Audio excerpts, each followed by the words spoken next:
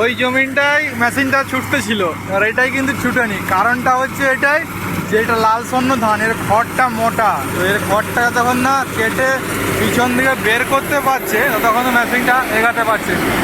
তো এইটাই হচ্ছে কারণ যে মেশিনটা ছোটার স্পিডটা, মেশিনটির স্পিডটা সেটা নির্ভর করে জমিনের খড়ের উপর, ধানের উপর।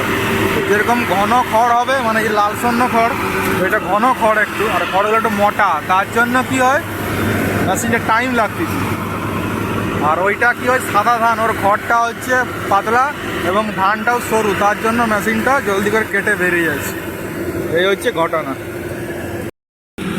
এই যে কপুরগুলো দিয়েছিলাম ন্যাপথলিনগুলো, সেই ন্যাপথলিনগুলো পড়ে আছে। এই একটা আরও আছে এরকম, এখানে একটা, দুটো হয়ে গেল।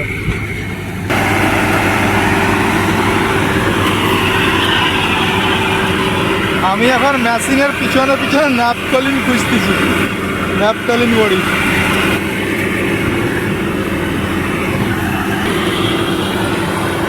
এখানে একটা পেলাম, তিনটা হয়ে গেল। 100 গ্রাম ছড়িয়েছিলাম,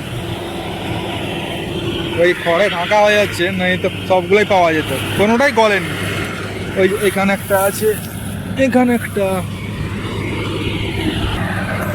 মানে পয়সা উসুল হয়েছিল। ছড়িয়েছিলাম 200 গ্রাম, 200 গ্রাম না 100 গ্রাম, যাই হোক সব পেয়ে যাচ্ছে। এখানে একটা, এখানে একটা আছে।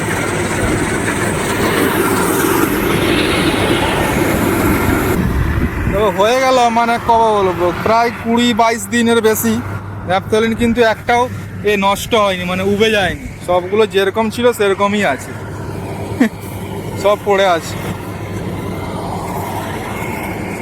আর ওইখানে প্যাকেটটা পড়েছিল, দেখি প্যাকেটটা আছে কিনা,